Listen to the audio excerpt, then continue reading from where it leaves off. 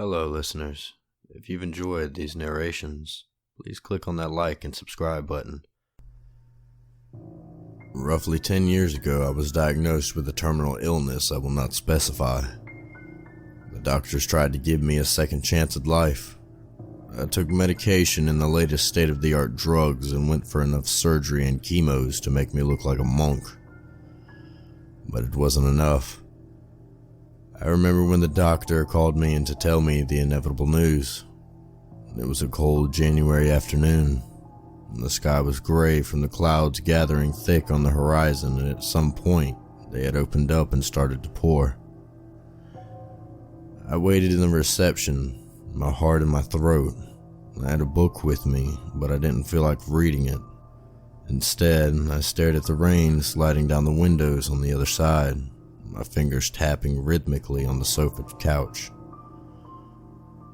The door opened and the doctor's voice floated inside. It sounded far away. "Come in." He didn't need to say any more. His face told the whole story. "Well, how much longer do I have?" I asked. His fingers twisted and tangled into each other. He looked more nervous than I was. 60 days, he answered finally. 60 days. That number echoed in my mind for days to come, and even when I walked out, everything seemed so far away. 60 days. I repeated hollowly to my granddaughter Bertha, who sat there smiling at me.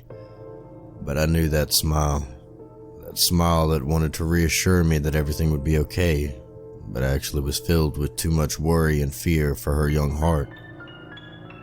"You'll be all right, Grandpa," Bertha said, squeezing my hand. Poor thing. Gone through so much in just 17 years of age, and now she would lose me too. One more candle in her life extinguished. Still, I couldn't help but worry as the days slipped by. Life is like an eternal nightmare, I suppose, one that I cannot wake up from.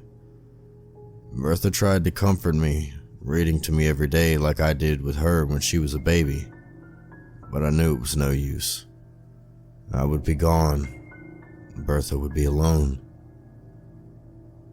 I glanced at my phone, breaking myself out of my thoughts. The message came from an old friend. His name was Thomas Carver, and we met at a retreat years ago. I was surprised he even remembered me. "I heard about your plight. Meet me at Louise at 8, his text read. "Don't go. I've heard this Carver fella, he's bad news," Bertha pleaded as I pulled on my coat. "I have to. I have no choice." Bertha sighed in frustration. He was already there when I arrived, waiting for me at the table in the corner. I sat with him, watching the burst of life from the rest of the cafe. Families laughing, babies crying. There was even a live band playing the sax. A tear slid down my face. In less than a year, all that would be robbed from me. Carver slid me a vial, the contents sloshing around the tube, and it was a vivid green. It looked like something a mad scientist would cook up. I certainly am mad for accepting this.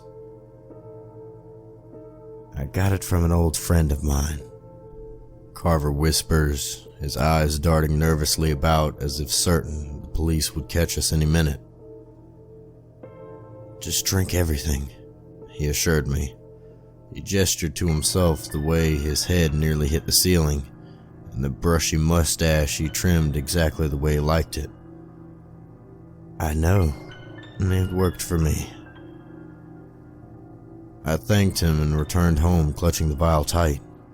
I couldn't help but stare at it, weighing my decision. Would it be worth it in the end? I finally set it down after a while. Maybe it was because everything was going so fast, but I just needed to think. I needed to clear my head. Most of all, I really needed some sleep. But 10 seconds after I showered and got into bed, I heard it. The walls were shivering. I got up and tried to turn the light on and examine it further. I saw it bulging and flat on whatever was underneath, squeezing through. "Bertha, there's something in the walls."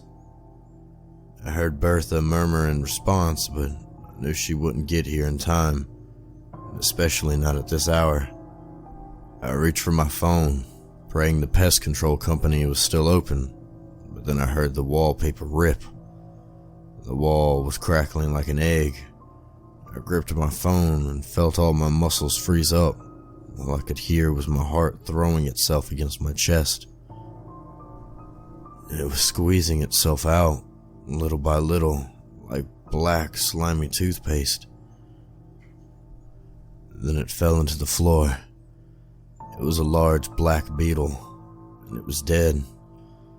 The wall collapsed onto itself, giving way to more of those black, shining corpses. Then I saw it rise and float in the cool night, rearranging themselves into a warning. "Don't drink it. Accept your fate." It wasn't the bugs, it was something else entirely. A primal call, unearthly, hollowing into the night like a wolf. I felt my skin prickle, and I dared to look outside. The trees had withered up. The house had bowed down to some unearthly force until you could see cracks in the roof and in the walls. I could hear animals howling and baying at the moon, their paws scratching the floors. They repeated the call, all of them, a chorus of nightmares that hissed in my mind forever. The green potion bubbled. I hesitated then, thinking of the promises of eternal life, to be able to take care of my granddaughter Bertha and all of her children that follow, to bounce them on my knees, to be there for them. It was so tempting. I could already feel the illness wrecking in my body. The time ticked away in front of me. I could be strong, unbreakable. I wanted it. I needed it. But then I heard it. Bertha scream. "No!" My voice sounded far away, fear gripping my heart, ice cold. "Bertha!" I rushed to her room, throwing open the door. The moon shone in, illuminating the ghastly scene in front of me. Bertha was squirming in bed. Zombie beetles were crawling all over her, their pincers deep into her flesh. I ran over and saw the white in her eyes as her face paled. My skin crawled. "Don't do it. Accept your fate." She was screaming it now, over and over again. The beetles clicked in solitary. "No." My voice was strong, steady. I glared at Bertha, or whatever was holding her and making her like this. It was trying to convince me to die, to be with it forever, to give up on life, on hope. Well, I wasn't going to play its game any longer. I would be here with my family, to hear them laugh in joy like sweet bells tinkling in the wind. I'd made my choice. I downed the vial. It tasted awful, like the most bitter medicine you could think of mixed with smelly socks. But I forced myself to finish every drop, my eyes continuously on her, on my precious granddaughter who I couldn't afford to lose. Her eyes widened. She screeched and thrashed on her bed for the last time, and then she collapsed onto the floor. The bugs all disappeared, the animals all stopping howling. It was just me and her in an empty house. I held her in my arms and saw her eyelids flutter under the moon. I held my breath, listening to my heart beating against my chest.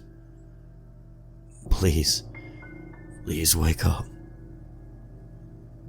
I cradled Bertha and felt my skin break out into a cold, clammy sweat. The moon was flickering like a lamp, pulsing like a heart. The street lights went out, plunging us in eternal darkness.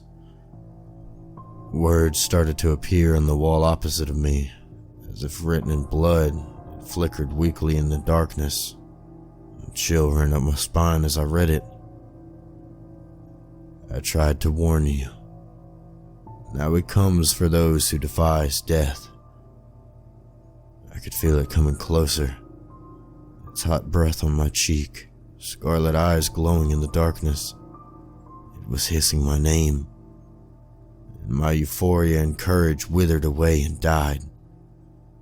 I started packing. I needed to run. It was the only sane option I had, the only one I could think of. Fleeing, running, moving for all eternity. It does feel like eternity. 10 years. 10 years since I drank that potion. 10 years running from whatever was worse than death. Whatever snaps up those who tried to cheat it. Honestly, I don't want to know. I'm huddled up in a corner typing away. I don't dare sleep. Every time I stopped moving, I could feel it getting closer. Its invisible drool on my shoulder. I can't die. The potion worked too well. It's near. Always near. Too close for comfort. Will this be the end?